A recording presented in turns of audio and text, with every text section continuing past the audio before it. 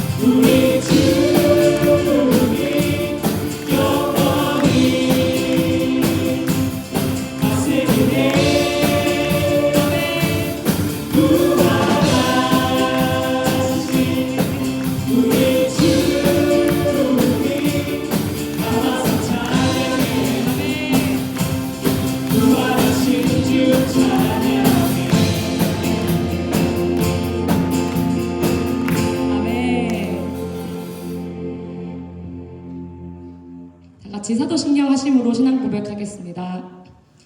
전능하사 천지를 만드신 하나님 아버지를 내가 믿사오며 그 외아들 우리 주 예수 그리스도를 믿사오니 이는 성령으로 잉태하사 동정녀 마리아에게 나시고 본디오 빌라도에게 고난을 받으사 십자가에 못 박혀 죽으시고 장사한 지 사흘 만에 죽은 자 가운데서 다시 살아나시며 하늘에 오르사 전능하신 하나님 우편에 앉아 계시다가 저리로서 산 자와 죽은 자를 심판하러 오시리라. 성령을 믿사오며 거룩한 공예와 성도가 서로 교통하는 것과 죄를 사하여 주시는 것과 몸이 다시 사는 것과 영원히 사는 것을 믿사옵나이다. 아멘.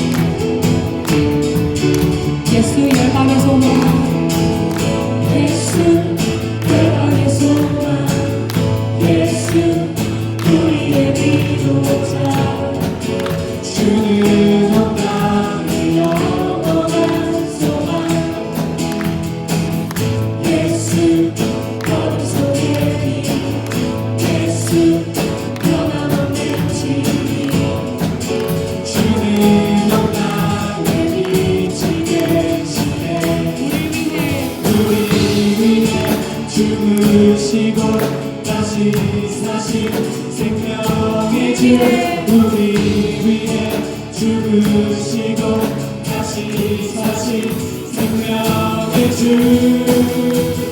주님만이 소망이요 변함없는 반석이야 주님만이 온 세상을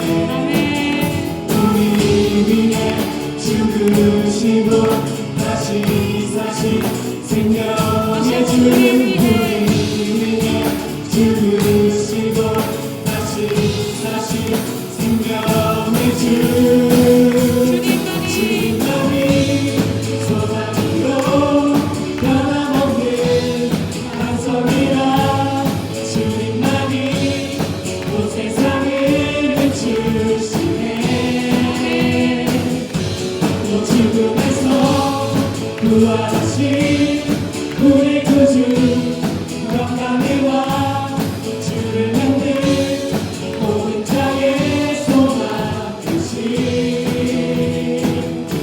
주를 믿네 주를 믿네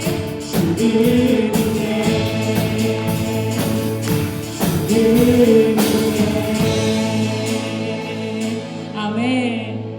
우리의 삶 소망이 되시는 주님을 찬양합니다.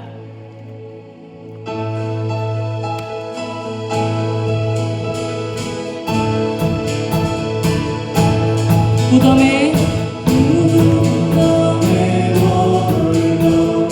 예수의 구주 새벽 기다려내 예수의 주 원수를 이기고 무덤에서 살아나셨네 어두움을 이기시고 나와서 산도 함께 길이 다스리시네 사셨네 사셨네 예수 다시 사셨네 어깨이 지키네 예수의 구주 어깨이 고난해 예수의 주 이기고 무덤에서 살아나셨네 어두움을 이기시고 나와서 산도 함께 길이 다스리시네 사셨네 사셨네 예수 다시 사셨네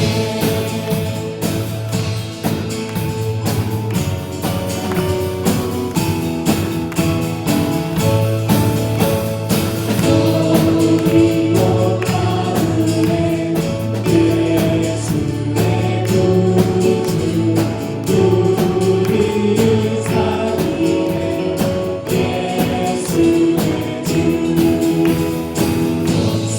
아니고 무덤에서 살아나셨네 어두움을 이기시고 나와서 산도 함께 길이 다스리시네 사셨네 사셨네 예수 다시 사셨네 원수를 다 이기고 이기고 무덤에서 살아나셨네 어두움을 이기시고 나와서 산도 함께 길이 다스리시네 사셨네 사셨네 예수 다시 사셨네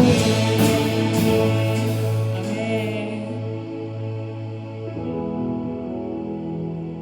예수께서 이르시되 나는 부활이요 생명이니 나를 믿는 자는 죽어도 살겠고 무릇 살아서 나를 믿는 자는 영원히 죽지 아니하리니 이것을 네가 믿느냐.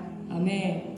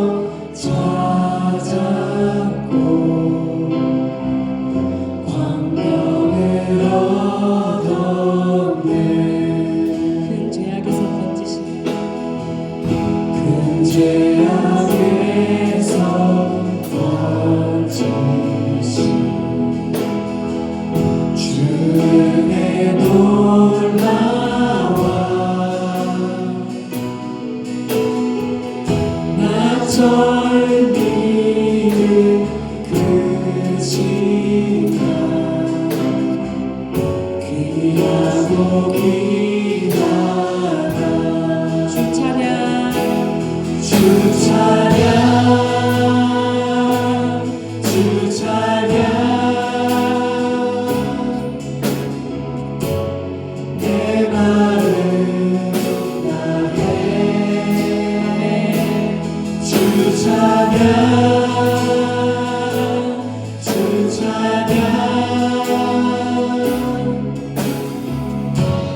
내 생명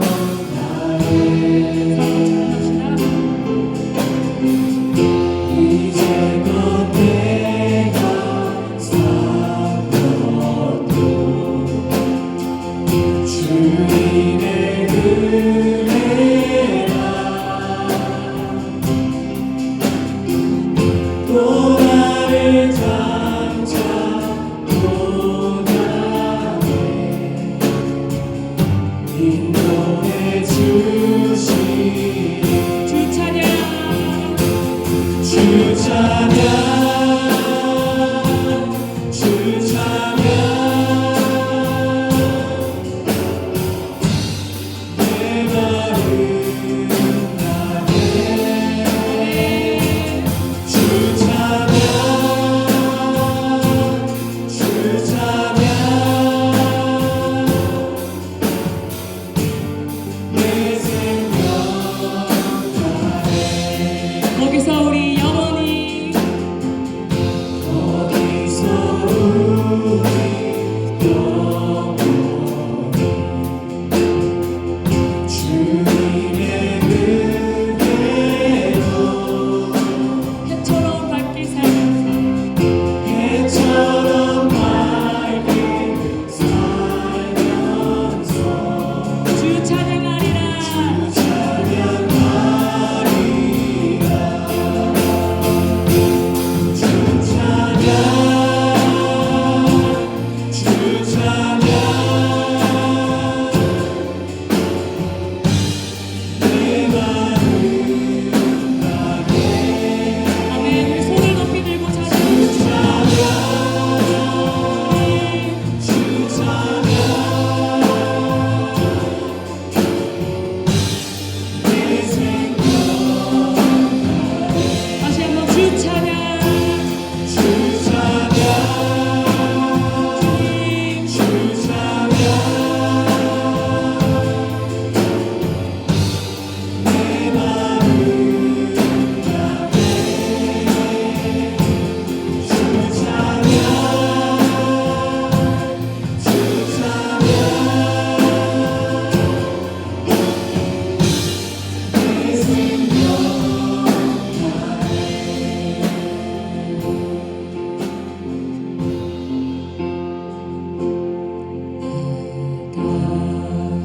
같은 죄인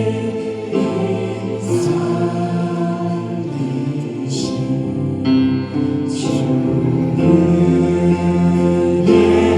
주의로 나와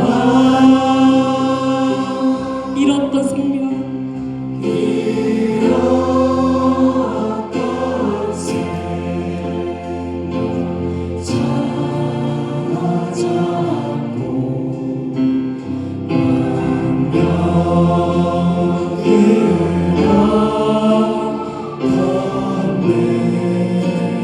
다시 한번 찬양합시다 나 같은 죄인 같은 죄인 살리신 주에게로 나와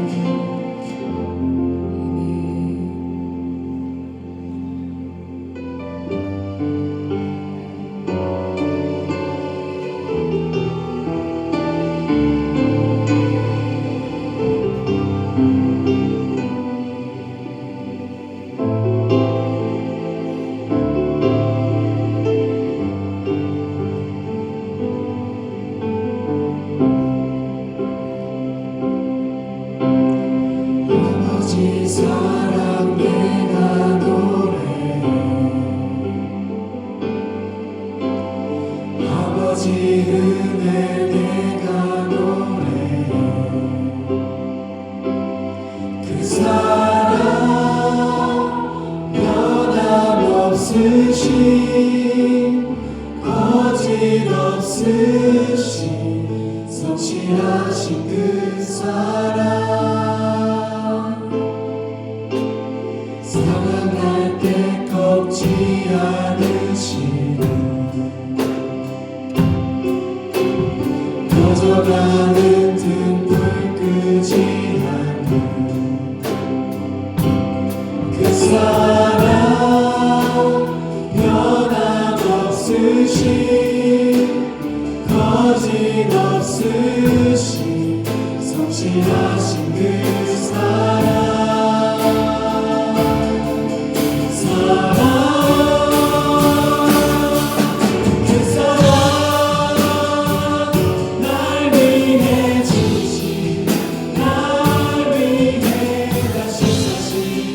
예수 그리스도 다시 오신 그 사랑 죽음도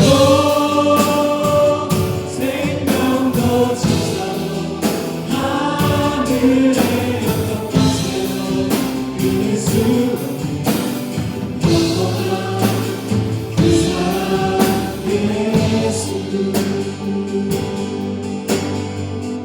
사랑할 때 꺾지 않으시는 사랑할 때 꺾지 않으시는 꺼져가는 등불 끄지 않는 꺼져가는 등불 끄지 않는 그 사랑 변함없으신 거짓 없으신 성실하신 그 사랑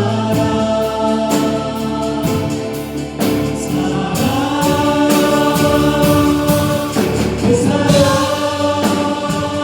날 위해 죽으신 날 위해 다시 사신 예수 그리스도 다시 오신 그 사랑 죽음도 생명도 천사도 하늘의 어떤 것에도 끊을 수 없는 영원한 그 사랑 예수 그 사랑 날 위해 죽으신 날 위해 다시 사신 예수 그리스도 다시 오신 그 사랑 죽음도 생명도 천사도 하늘의 어떤 것에도 끊을 수 없는 영원한 그 사랑 예수 영원한 그 사랑 영원한 그 사랑 예수 영원한 영원한 그 사랑 예수 기도 예배 가운데 나아가겠습니다.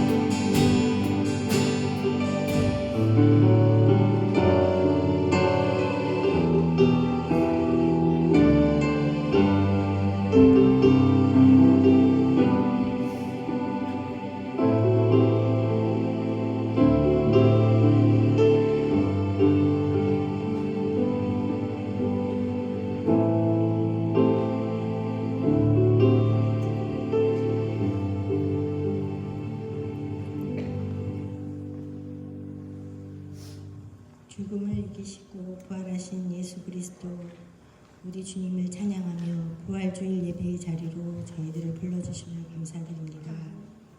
나는 부활이요 생명이니 나를 믿는 자는 죽어도 죽어도 살겠고 무릇 살아서 나를 믿는 자는 영원히 죽지 아니하리니 라고 말씀하신 것처럼 주님의 부활로 인하여 우리에게 새 생명과 소망을 주심을 감사합니다. 만유의 상속자이시며 영광의 광채요 본체의 형상이신 우리 주님, 천사보다 뛰어나시며 모든 피조물 위에 계신 주님의 이름을 높여드립니다. 우리와 같은 육신을 입으시고 고난과 죽음을 통하여 우리를 죄와 사망의 권세에서 구원하신 주님의 은혜에 감사하며 날마다 부활의 기쁨과 소망을 가지고 살아가게 하옵소서. 그가 찔림은 우리의 허물 때문이요 그가 상함은 우리의 죄악 때문이라. 그가 징계를 받음으로 우리는 평화를 누리고 그가 채찍에 맞음으로 우리는 나음을 받았도다. 이사야 53장 5절 말씀을 묵상하며 주님의 생과 사랑을 깊이 깨닫고 감사하는 삶을 살게 하옵소서. 하늘 보좌에 앉으신 대제사장이신 주님, 우리를 위해 지금도 간구하시며 자격 없는 저희를 주님의 보혈로 깨끗함을 입게 하시니 감사합니다. 오늘 이 예배를 통하여 우리의 믿음이 더욱 새로워지고 부활의 증인으로서 세상 속에서 빛과 소금의 역할을 감당하게 하옵소서. 그리스도와 함께 다시 살리심을 받았으면 위의 것을 찾으라 하신 말씀대로 세상이 헛된 것에 매이지 않고 주님의 뜻을 따라 살아가게 하옵소서. 또한 주님의 권위에 순종하며 완전한 안식에 이르도록 저희의 마음을 지켜 주시옵소서. 이 시간 함께 예배드리는 모든 성도들에게 성령의 충만함을 부어주시고 가정과 일터와 삶의 모든 자리에서 주님의 평강이 늘 임하게 하옵소서. 주님, 간절히 바라기는 병든 자에게는 치유와 회복을, 낙심한 자에게는 위로와 소망을, 방황하는 자에게는 주님의 인도하심을 허락하여 주시옵소서. 멜기세덱의 반차를 따른 영원한 제사장 되신 예수님, 율법이 아닌 은혜로 행위가 아닌 믿음으로 하나님 앞에 설 수 있도록 하신 그 크신 복음의 진리를 깨닫고 새 언약의 중보자 되신 주님을 의지하며 이 거룩한 구원을 헛되이 여기지 않고 주님 다시 오실 그날까지 주님 닮은 삶을 살아가게 하옵소서. 예수님의 이름으로 기도드립니다. 아멘.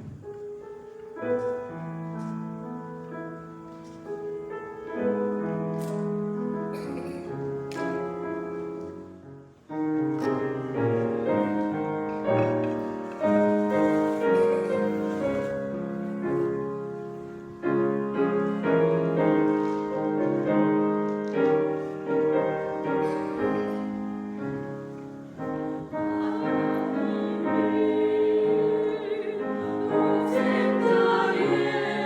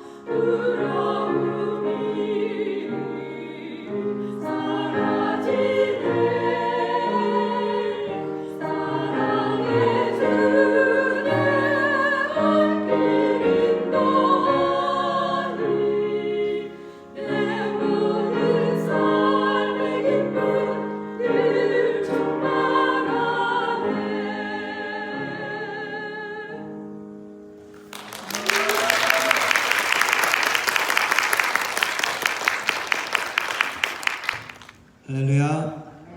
예, 감사합니다. 예, 우리 주님 다시 부활하신 날을 맞아서 함께 예배로 섬겨주시니 감사합니다.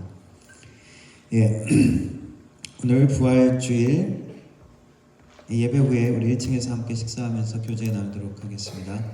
예, 준비해주신 우리 여성교회 분들 감사를 드리고 감사하는 마음으로 함께 교제 나눴으면 좋겠습니다. 예, 성경 공부 이번 주부터 금요일 날 예정입니다. 기억하시고 함께 하나님 말씀 나눴으면 좋겠습니다. 예, 우리 좌우로 앞뒤로 인사하는 시간 갖겠습니다. 우리 주님 다시 사셨습니다. 인사합시다.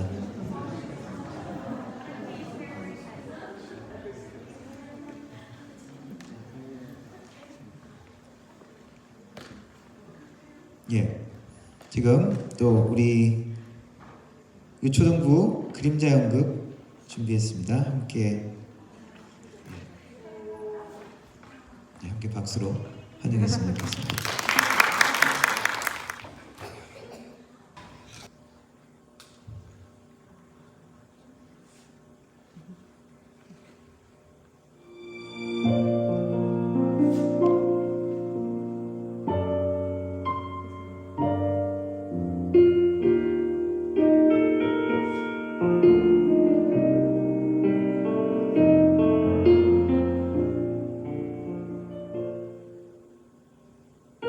지금부터 내가 해주는 얘기 들어주겠니? 믿어주겠니? 옛날 어느 나라에 함께 살았던 왕자와 왕의 이야기 언제부턴가 그 나라에는 몹쓸 병이 돌고 있었대. 사랑과 용서보다 미움과 싸움이 커져만 가는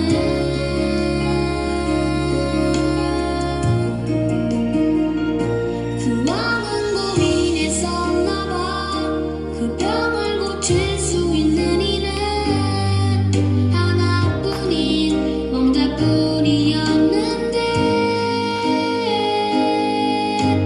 그걸 모르는 어리석은 백성이 왕자님을 해치게 될 것을 알았던 거야. 그때 왕자님이 말했대. 사랑하는 저들을 위해서 제 영혼을 아버지께 드려요.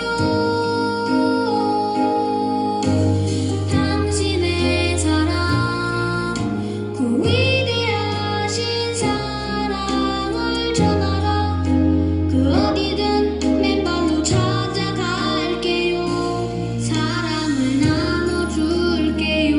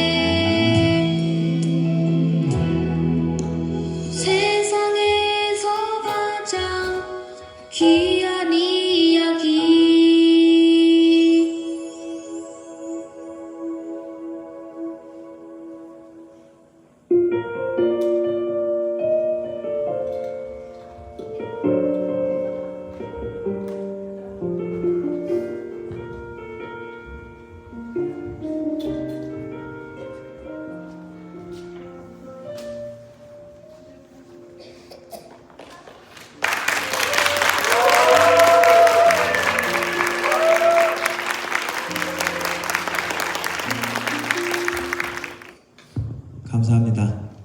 2000년 전에 있었던 사건을 여러 가지 형태로 우리가 기억하면서 또 은혜를 되새기는 것이 너무나 좋은 것 같습니다. 수고하신 우리 초등부 그리고 교사분들 감사드립니다.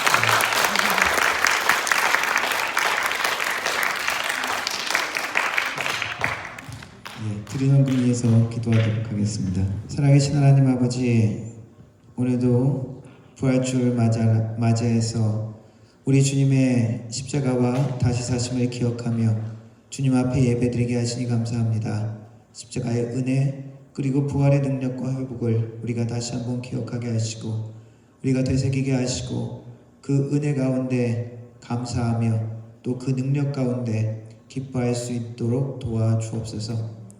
하나님, 여러 가지 마음으로 나온 우리 성도들 하나하나 주님께서 만나주셔서 부활의 회복의 능력으로 찾아가 주옵소서. 우리의 상한 마음 가운데, 우리의 아픈 환경 가운데, 우리의 눌림 가운데 우리 주님의 부활이 회복이 되게 하시고 치유가 되게 하시고 자유함이 될 수 있도록 도와주옵소서. 예배 가운데 주님의 은혜를 다시 한번 만날 수 있게 부활의 능력과 그 사랑을 다시 한번 새길 수 있도록 도와주옵소서. 하나님, 빈손으로 오지 아니하고 주님 앞에 예물로 드린 손길들 또한 기억하셔서 하나님, 삶의 소득으로 11조로 감사의 예물로 주님 앞에 드립니다. 드려지는 예물 가운데 우리의 마음과 우리의 인생의 계획도 우리의 인생의 주도권도 주님 앞에 온전히 맡겨드릴 수 있는 우리의 예배와 드림이 될 수 있도록 도와주옵소서. 주님께서 또한 우리의 삶의 축복의 근원이심을 고백하고 드린 손길들 기억하셔서 하나님께서 그 삶의 모든 필요를 채워주시고 영육간에 채워주시고 하나님이 주시는 복이 들어오며 나가며 행하는 모든 곳 가운데 만날 수 있는 귀한 은혜가 있게 하여 주옵소서. 헌금이 사용되어질 때 하나님의 나라가 확장되게 하시고 우리 주님의 이름이 땅까지 전파되어지며 하나님의 나라 공동체가 든든히 서가는 귀한 은혜가 있게 하여 주옵소서.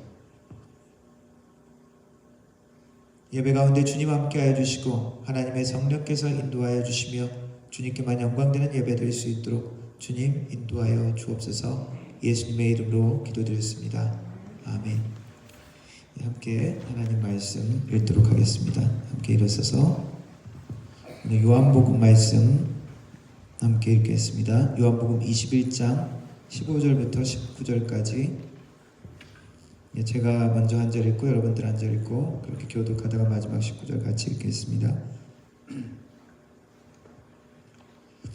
그들이 조각 먹은 후에 예수께서 시몬 베드로에게 이르시되 요한의 아들 시몬아 내가 이 사람들보다 나를 더 사랑하느냐 하시니 이르되 주님 그러하나이다. 내가 주님을 사랑하는 줄 주님께서 아시나이다. 이르시되 내 어린 양을 먹이라 하시고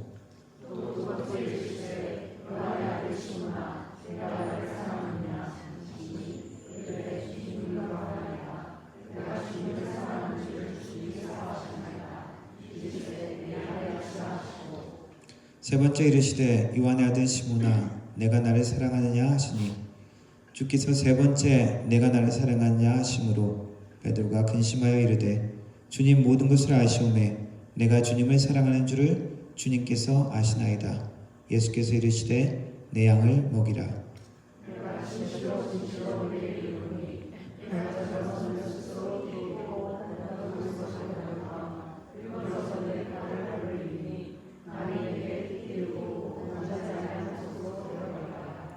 이 말씀을 하심은 베드로가 어떠한 죽음으로 하나님께 영광을 돌릴 것을 가리키심이로라. 이 말씀을 하시고 베드로에게 이르시되 나를 따르라 하시니. 아멘. 오늘 읽겠습니다. When they had finished eating, Jesus said to Simon Peter, Simon, son of John, do you love me more than these? Yes, Lord, he said. You know that I love you. Jesus said, feed my lambs. Then Jesus said, Simon, son of John, do you love me? He answered, Yes, Lord, you know that I love you. Jesus said, The third time he said to him, Simon, son of John, do you love me? Peter was hurt because Jesus asked him the third time, do you love me? He said, Lord, you know all things. You know that I love you. Jesus said, feed my sheep.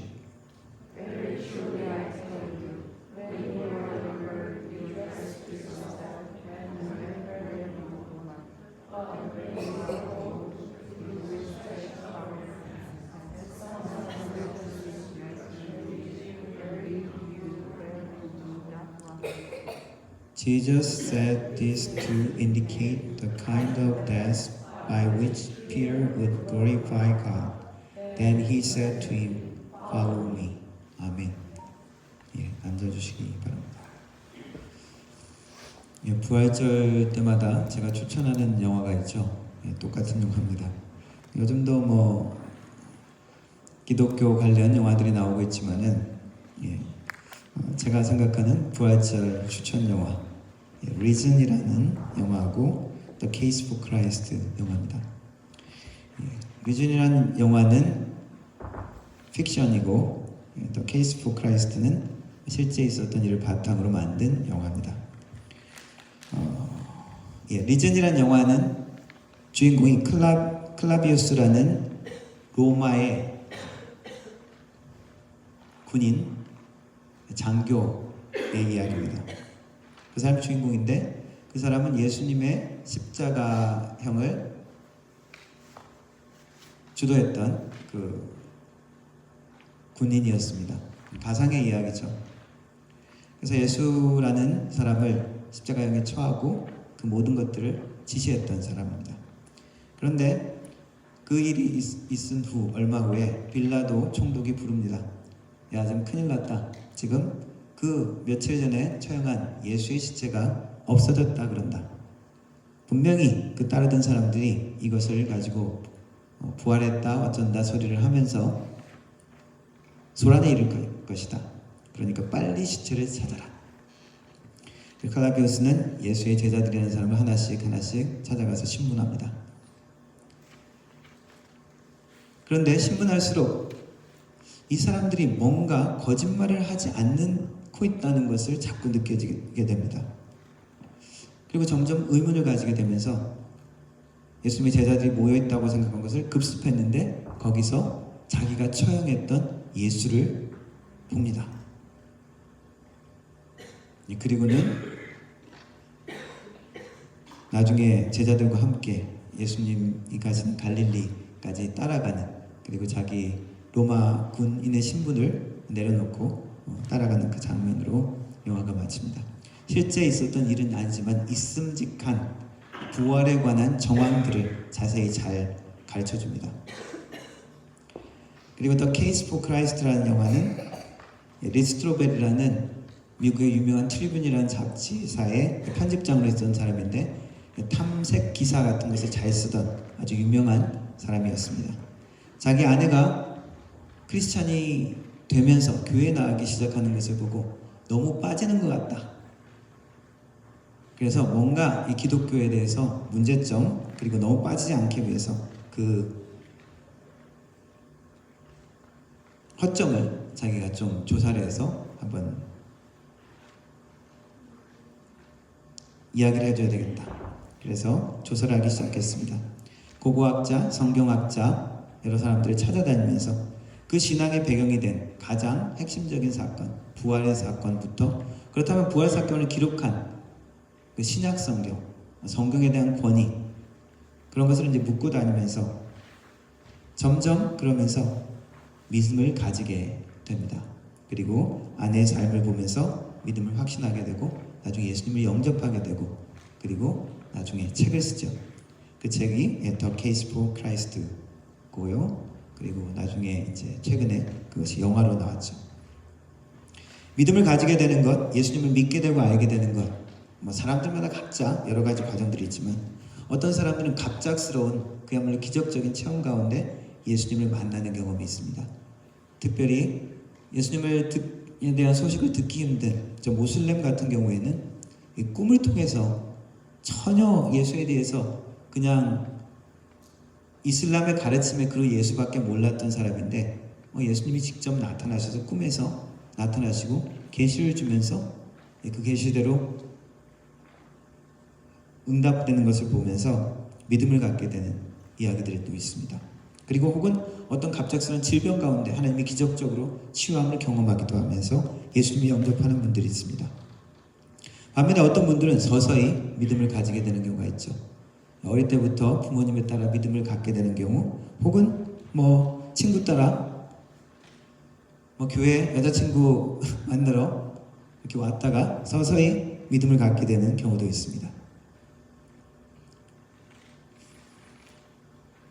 경우는 다 다르지만 궁극적으로 믿음이 서게 되는 경우는 예수님이 어떤 분이신지, 그리고 예수님을 만나는 그 순간이라고 할 수 있죠. 이 신앙에 대해서 무관심하거나 회의적인 태도를 가졌다가 신앙인으로 된 경우의 이야기도 많이 있습니다. 미국의 남북전쟁 때 장군으로 활동했고 변호사였고 정치가였고 책도 많이 썼던 책도 몇 권 썼던 인디아나의 주지사까지 했고 외교관으로도 그리고 예술가로도 좀 활동했던 루이스 왈리스라는 사람이 있습니다. 이분은 기독교 종교 신앙에 대해서 무관심 그리고 회의적인 태도를 가지고 있었습니다.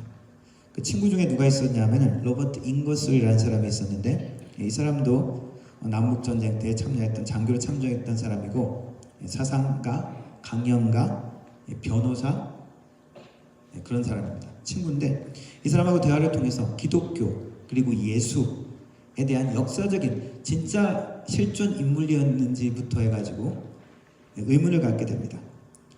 그래서 거기에 대해서 비판하는 글을 쓰기 위해서 예수님의 생애 그리고 시대적인 배경, 서적, 고전 같은 것들을 철저하게 조사하기 시작합니다. 근데 연구를 거듭할수록 예수라는 인물이 그냥 전설 속에만 등장했던 인물이 아니라 실제 인물이고 그가 구약에 약속했던 메시아일 수도 있다는 생각이 들기 시작하면서 나중에는 결국 예수님을 구주로 받아들입니다. 그리고는 책을 하나 쓰는데 그 책이 벤허라는 책입니다. 영화로도 나왔죠.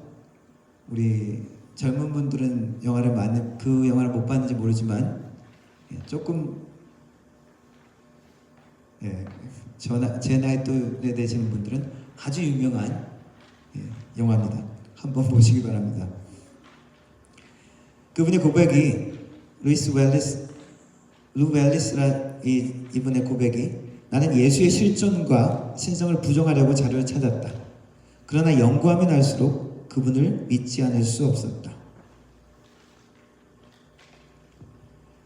그에게 같이 기독교에 대해서 비판했던 로버트 잉거슬이라는 사람은 The Great Agonist, 위대한 불가지론자라는 별명을 가진 사람입니다. 이 사람은 이성적으로 과학적으로 탐구하려고 모든 것을 보았죠. 그래서 이 사람은 신앙을 갖지 않았습니다. 그러나 친구였던 월리스라는 사람은 예수님을 구주로 영접하는 결론에 이르렀습니다. 회심에서 시작해서 결국 예수님을 만난 케이스죠. 똑같이 연구하고 조사하지만 어떤 사람은 물질적인 세계관에서 모든 것을 바라봅니다. 그러나 어떤 사람은 영적인 세계를 인정하고 그 안에서 진리를 발견하기도 하죠. 우리 기독교의 신앙은 부활에서 시작합니다. 예수님의 많은 행적과 말씀 가운데 특별히 부활의 사건, 그것으로부터 시작합니다. 기적적인 사건이죠. 교회의 시작은 예수님의 부활로 시작됩니다. 우리가 왜 일요일 모여서 예배를 드릴까요? 예수님의 부활하신 날이 언제입니까? 안식 후 첫날 일요일이죠. 일요일 부활하셨기 때문에 그 예들을 기념하면서 초대교회 때부터 안식 그 첫날 모이게 된 것입니다. 우리가 지금 주일마다 모이는 것은 예수님의 부활을 기념하는 것이죠. 그것을 기억하는 것입니다. 예수님의 부활에 대한 증인들이 있습니다. 성경에 나와 있는 인물들 몇 명을 이야기해 드리겠습니다. 막달라 마리아라는 인물이 있습니다. 가장 먼저 부활하신 예수님을 만났던 인물로 알려져 있습니다. 그 예수님 무덤에 갔다가 다른 여인들이 다 먼저 가고 돌아간 이후에도 혼자 무덤에 남아있다가 예수님을 만난 사람입니다. 막달라 마리아는 내가 주님을 보았다고 주님께서 이렇게 말씀하셨다라고 증언하는 증인이 되었습니다. 같이 무덤에 왔던 또 다른 여인들도 있습니다. 막달라 마리아 외에도 살로메 그리고 야고보의 어머니 마리아가 함께 무덤에 갔었습니다. 이들도 빈 무덤을 보고 놀라서 도망하듯이 나왔다가 나중에 예수님을 만나죠. 그리고 예수님의 첫 번째 부활에 대한 이야기를 한 여인들이 되어집니다. 예수님의 수제자라고 얘기한 베드로도 부활하신 예수님을 직접 만납니다. 그리고 예수님을 부인했었지만 이후에 오순절에서 성령을 받고 담대하게 예수님이 부활하셨다는 것을 증언하고 유대 지도자들 앞에서도 당당하게 그 위협 앞에서도 예수님은 부활하셨다고 이야기합니다. 예수님이 십자가 돌아가신 이후 예루살렘에서 엠마오로 내려가던 두 제자가 있었는데 그 두 제자에게 어떤 사람이 나타나서 함께 동행하는 일이 있었습니다. 이후에 그 사람이 떠나간 이후에 그 두 사람은 함께 동행했던 엠마오로 가는 길에 함께 동행했던 그 사람이 예수님인 것을 나중에서야 깨닫고 예수님을 증언하는 사람이 되었습니다. 예수님의 11제자도 그리고 그 위에 많은 제자들도 부활한 예수님께서 그들에게 나타나셨습니다. 토마스에게 다른 제자들이 있을 때 예수님이 나타나셨는데 토마스는 그 자리에 없었습니다. 토마가 다른 제자들이 다 예수님 부활하셨어 이야기를 하는데도 나는 못 믿겠어. 내가 직접 못자국 난 손과 그 몸을 만져봐야 내가 믿겠다고 이야기를 하는데 예수님이 그 도마에게도 나중에 나타나시죠. 자, 네가 원하는 대로 한번 만져봐. 그러면서 못자국 난 손과 옆구리를 보여주셨습니다. 성경의 기록에 보면은 그 후에도 500명 정도의 제자들이 함께 있을 때 그 자리에 예수님께서 나타나신 일시에 보이신 이야기가 기록되어 있습니다. 예수님의 형제였던 야고보, 처음에는 예수님을 그저 자신의 가족이었죠. 형으로만 알고 있었지만 나중에는 예수님을 구세주로 믿고 부활한 예수님을 만난 증언자가 되었습니다. 사도 바울도 마찬가지입니다. 예수를 믿는 사람을 핍박하러 다마스커스로 가는 도중에 밝은 빛 가운데 예수님을 만납니다. 그리고 예수님의 증인이 되어지죠. 예수님이 정말 부활했을까? 어떻게 사람이 부활할 수 있을까? 그래서 합리적으로 생각하는 사람들이 이렇게 이야기합니다. 진짜 부활한 게 아니라 예수님의 시체를 제자들이 가지고 숨기고 나서 부활했다라고 소문을 퍼뜨린 거야. 그러나 그것들을 방지하기 위해서 유대 지도자들은 로마 당국에 요청해서 군인들이 무덤 앞을 지키고 있었죠. 그리고 그 당시에 예수님의 제자들은 겁이 나서 여전히 숨어 있었던 상황이었습니다. 별로 도굴설은 근거가 미약합니다. 기절설, 사실은 십자가에서 죽은 것이 아니라 너무 고통스럽기 때문에 샤크가 와서 잠시 기절했는데 돌무덤 안에 서늘한 곳에 그 몸을 집어넣었을 때 서늘하고 안정되니까 깨어나서 살아났다. 로마 군인들이 어떤 사람입니까? 십자가형을 실행하는 사람을 죽이는 데 전문가들입니다. 다른 예수님과 함께 매달렸던 사람은 그 시간까지 죽지 않은 것을 확인하고 다리를 부러뜨려서 빨리 죽게 했죠. 예수님은 이미 죽은 것을 확인하고 옆구리에 창도 찔러보고, 그리고 그 기절했다가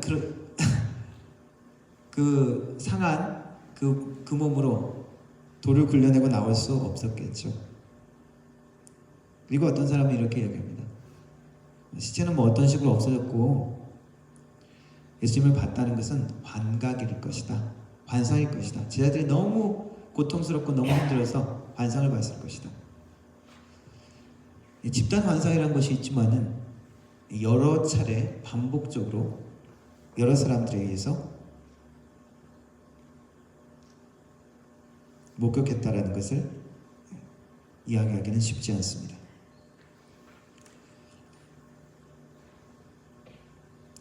아까 말씀드린 그 리스트로벨이나 많은 사람들이 예수님의 십자가 사건에 대해서, 그리고 부활 사건에 대해서, 그리고 신학자들이 연구하고 조사하면서 무신론자, 예수님을 믿지 않는 자들이라도 내린 결론들은 무엇이냐?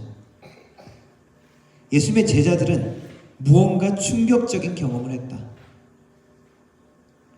부활한 예수님을 만났다고 믿을 만한 그러한 경험을 그들은 했다. 그렇지 않다면은 그들의 이후의 행동을 설명하기 어렵다.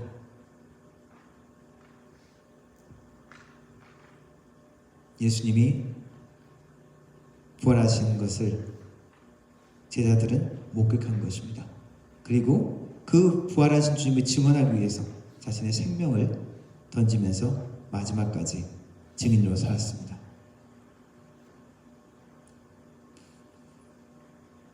부활하신 예수님은 제자들에게 갈릴리로 오라고 말씀하십니다. 마태복음 28장에 여인들을 만난 예수님이 이렇게 말씀하십니다. 무서워하지 말라. 이제 가서 내 형제들에게 갈릴리로 가라고 이야기하라. 거기서 나를 만날 것이다 라고 전해라 라고 여인들에게 이야기하셨습니다. 그리고 무덤의 천사가 또 여인들에게 이런 이야기를 하죠. 가서 그의 제자들과 베드로에게 이르기를 예수께서 너희보다 먼저 갈릴리로 가시니 전에 너희에게 말씀하신 대로 너희가 거기서 배울 것이다. 요한복음에는 부활하신 주님께서 갈릴리로 오라고 하는 구체적인 내용은 언급되어 있지 않습니다. 다만 베드로가 자발적으로 나는 물고기 잡으러 갈 것이다 라고 이야기하면서 그 제자들도 같이 간 장면이 나옵니다. 이 장면에 대해서 예수님을 잊어버리고 그냥 나는 다시 옛 직업으로 돌아가겠다 라고 생각하는 사람들도 있지만은, 그것보다도 오히려 예수님을 만나기 위해서, 그리고 다른 복음서의 기록을 참고하면은 여전히 주님에 대한 기대를 갖고 있었다는 것을 알 수 있습니다. 베드로가 나는 물고기 잡으러 갈릴리로 갈 것이다. 그러니까 다른 제자들도 우리도 함께 가겠다 라고 이야기합니다. 그래서 그들은 물고기를 잡고 있었습니다. 부활하신 주님이 예루살렘에서도 만났었지만은 그들이 바닷가에 있을 때 또 예수님을 만나게 되어집니다. 바닷가에서 밤이 새도록 물고기를 잡으려고 했지만은 잡지 못합니다. 날이 새도록 고생만 했는데 바닷가에 선 누군가가 제자들에게 이야기합니다. 여보게, 당신들 물고기 많이 잡았어? 못 잡았어? 그러면 그물을 배 오른편에 한번 던져보시오. 그러면 많이 잡을 것이오. 그 말을 듣고 어떤 생각이었는지, 그 사람이 누군지 확신이 없었지만 그 말대로 그물을 오른편에 던집니다. 고기가 잔뜩 잡힙니다. 그때 같이 있었던 제자 중에 하나가 이야기합니다. 주님이시다. 베드로가 그 얘기를 듣자마자 겉옷을 집어들고는 바다에 뛰어듭니다. 그리고 예수님께 달려갑니다. 그냥 좀 기다렸다가 예수님이다. 예수님 반갑습니다. 막 손을 들고 그리고 대고 가도 될 텐데 베드로는 그 얘기를 듣자마자 그걸 못 참고 바다에 뛰어들어서 예수님께 제일 먼저 달려갔습니다. 다른 제자들도 함께 배를 타고 육지로 올라옵니다. 육지에 올라와 보니까 예수님은 어디서 구했는지 숯불에 벌써 생선을 놓고 빵도 놓고 이렇게 준비하고 계셨습니다. 그리고 이야기합니다. 지금 잡은 프레시한 생선도 이리 가져와라. 같이 먹자. 그때 잡은 물고기 수를 나중에 세보니까 153마리라고 기록하고 있습니다. 예수님이 이야기합니다. 와서 아침 먹어라.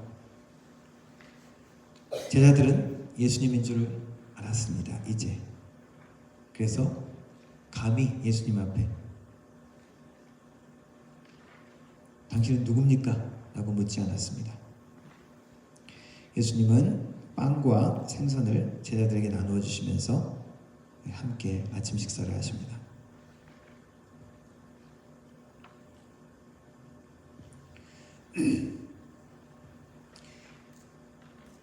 갈릴리는 예수님과 제자들의 추억의 장소였습니다.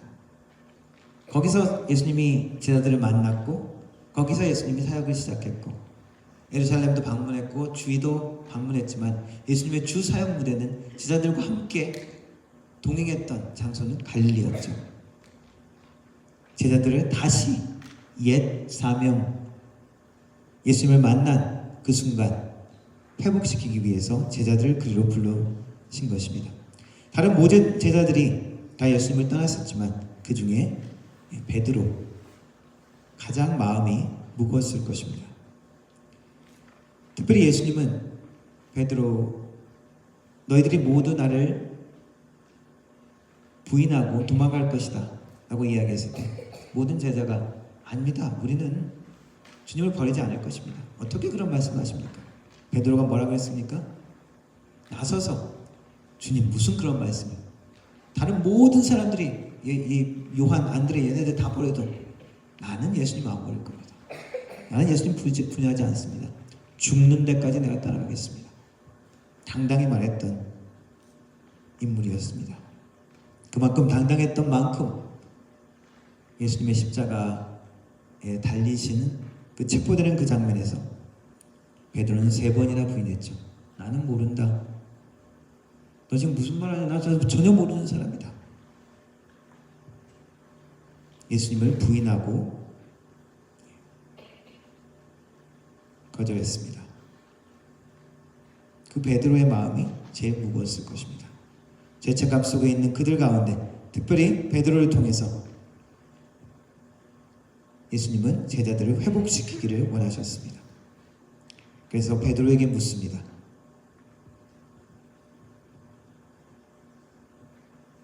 그리고 회복시켜 주시는 장면이 오늘 읽은 말씀입니다.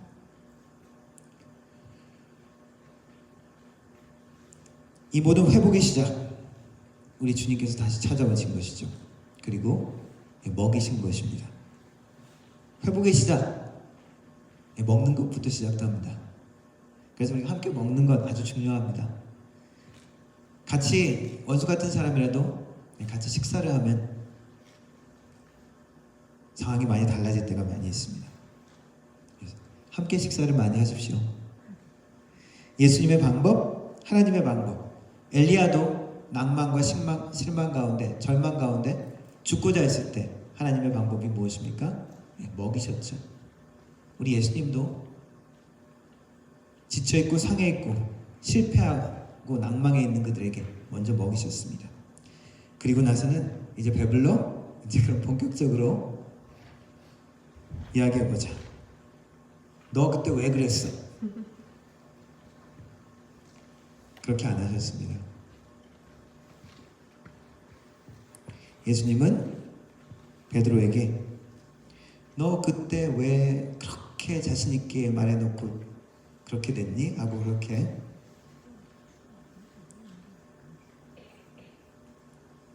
베드로를 무너뜨리지 않으셨습니다. 예수님의 질문은 네가 나를 사랑하느냐? 왜 그랬냐? 라고 묻지는 않았지만 네가 나를 사랑하느냐? 라는 세 번의 예수님의 질문은 세 번이나 예수님을 부인한 베드로에게는 아주 치명적인 질문이었을지 모릅니다. 예수님은 그 부드러운 질문으로 베드로를 다시 회복시키십니다. 그리고 베드로의 사명을 다시 한번 살려주시죠. 내 양을 먹이라. 내 양을 치라. 내 양을 내게 맡기겠다. 예수님께서 사명을 다시 주신 것입니다. 너희들이 이제 실컷 먹었지? 이제 너희도 다른 사람을 먹여라 라고 말씀하시는 겁니다. 예수님이 항상 잘못했는데도 부드럽게 이야기하시지는 않습니다. 때로는 바리새인과 유대 지도자들에게는 아주 강하게 나무라셨죠. 그리고 베드로도 엉뚱한 이야기를 했을 때 예수님 십자가 지시면 안 됩니다. 무슨 그런 말씀을, 그건 말도 안 됩니다 했을 때 사탄아 내 얘기 좀 물러가라 그렇게 강하게 말씀하시기도 했습니다. 그러나 이미 죄책감 속에 무너져 있는 제자들과 베드로에게는 그렇게 하지 않으셨습니다. 내가 나를 사랑하느냐? 나도 여전히 너희를 사랑한다 라는 말씀입니다. 그리고 너는 회복할 수 있다 라고 이야기하시는 것입니다. 베드로의 아픈 부인했던 세 번의 기억을 다시 떠올리면서 너 왜 그랬냐고 묻지 않으시고 내가 지금도 나를 사랑하느냐? 너는 아직도 회복할 수 있다라고 이야기하시는 것입니다. 이 질문은 네가 할 수 있냐는 자격을 묻는 것이 아니라 관계를 묻는 질문입니다.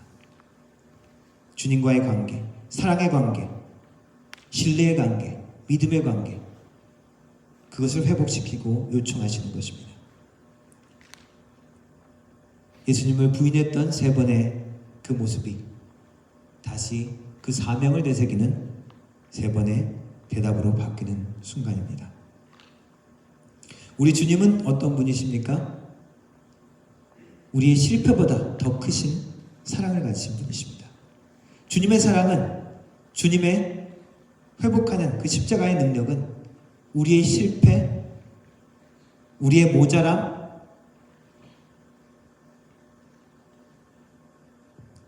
우리의 연약함을 뛰어넘습니다. 실패한 베드로에게 예수님은 사랑으로 다시 부르시는 것입니다. 그 사랑의 고백 위에 베드로는 사명을 다시 되새깁니다. 예수님은 능력 있는 자를 부르시는 것이 아니라 주님을 사랑하는 자를 부르십니다. 그리고 예수님은 실패한 자도 부르십니다. 그리고 사랑으로 사명을 맡기십니다. 베드로는 실수했고 실패했고 흠이 많고 약점이 많았습니다. 문제가 많았습니다. 그러나 주님은 여전히 사랑으로 그에게 사명을 맡기십니다. 그 사랑의 음성 가운데 베드로는 주님의 양을 먹이기를 다짐합니다. 성경에는 기록되어 있지만 않지만 베드로의 마지막 이야기는 로마에서 십자가형을 당한 것으로 알려져 있습니다.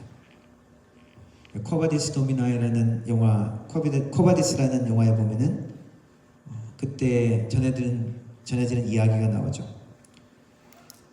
베드로는 로마에서 지금 로마 캐토릭의 일대 주교가 베드로지 않습니까? 로마에서 사역을 했습니다. 근데 로마의 박해가 심해질 때 베드로가 로마를 떠나려고 로마를 나갈 때 로마로 다시 가는 예수님을 만납니다. 베드로가 묻습니다. 주여 어디로 가시나이까? 나는 네가 지기 싫어해서 외면한 그 십자가를 다시 지기 위해서 로마로 간다. 그 이야기를 듣고 베드로는 다시 로마로 들어가서 복음을 전하다가 마지막 십자가형을 당했다는 이야기가 있습니다. 우리는 실패할 수 있습니다. 우리는 넘어질 수 있습니다. 우리의 문제들 가운데 우리는 스스로 죄책감 속에 무너질 때가 있습니다. 그러나 우리의 실패 자리 가운데서 주님은 여전히 우리에게 말씀하시고 찾아오십니다. 아직도 나를 사랑하느냐? 네가 나를 사랑하느냐? 그리고 주님께서 우리를 먹이십니다. 그리고 너 이제 배부르지? 내 사랑으로 배부르지? 이제 너도 다른 사람을 먹이라. 우리에게 말씀하십니다. 사명은 잘난 사람, 능력 있는 사람에게 주시는 것이 아닙니다. 사랑하는 사람에게 주십니다. 회복된 베드로처럼 우리도 회복될 수 있습니다. 우리도 다시 시작할 수 있습니다.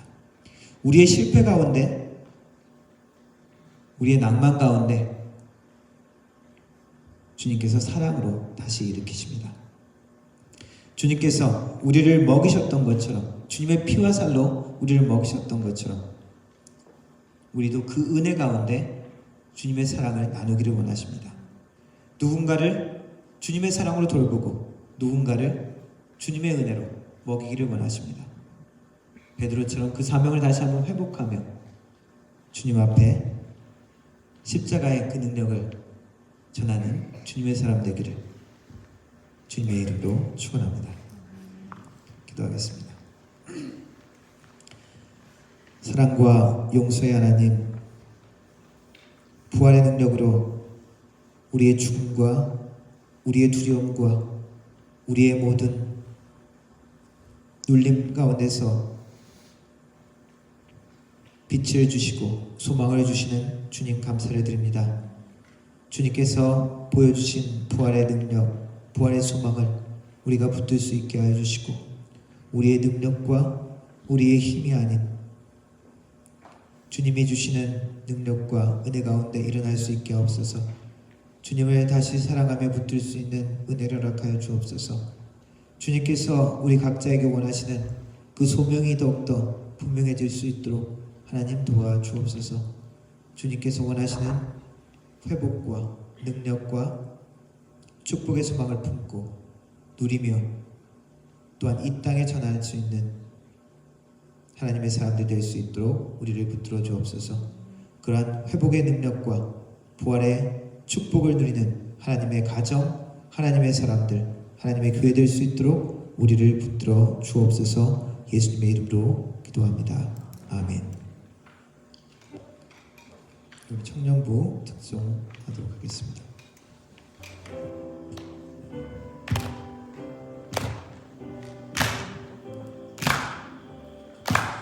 하늘보다 높은 주의 사랑, 하늘에서 주 자비 내려 영원한 사랑 알게 하소서. 너무도 깊은 주의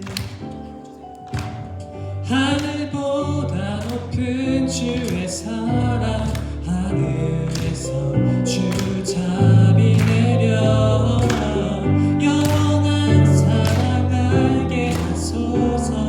너무도 깊은 주의 끝없는 사랑 흐르게 하소서. 주 사랑 더 알게 하소서. 나에게 부소서. 끝없는 사랑 원합니다.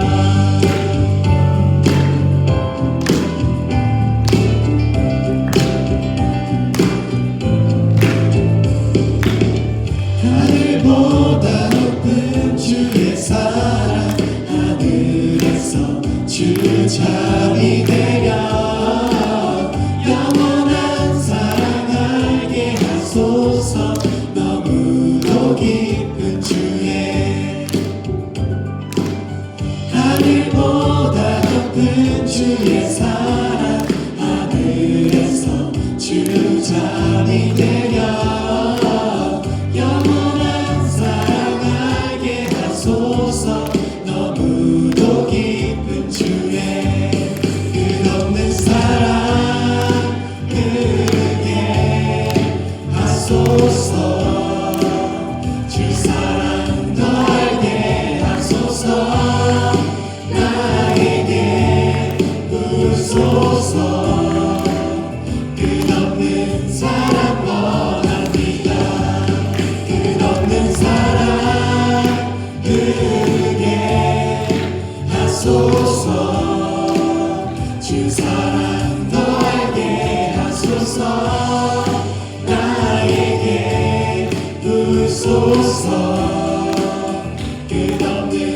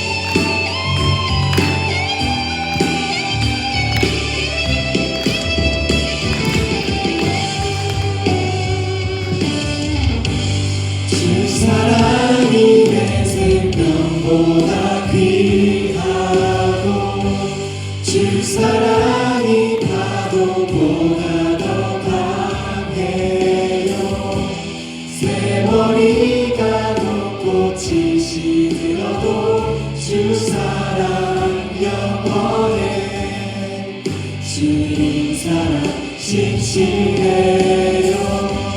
주 사랑이 내 생명보다 귀하고 주 사랑이 파도보다 더 강해요.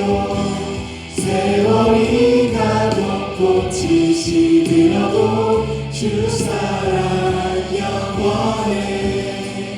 주님 사랑 진실해요.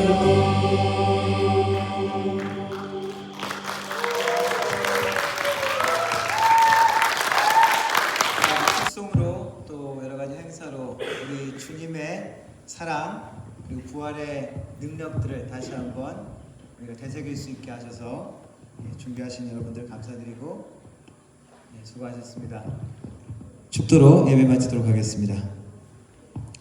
지금은 우리 주 예수 그리스도의 은혜와 성부 아버지 하나님의 놀라우신 사랑과 성령 하나님의 위로 교통 충만하신 은사가 부활절을 맞이하여 주님의 부활의 능력과 회복과 그 축복을 사모하며 누리며 또한 나누기를 다짐하는 머리 숙인 모든 성도들 머리 위에 그 가정과 일터 위에 교회 위에 영원 무궁토록 함께 하실지어다. 아멘.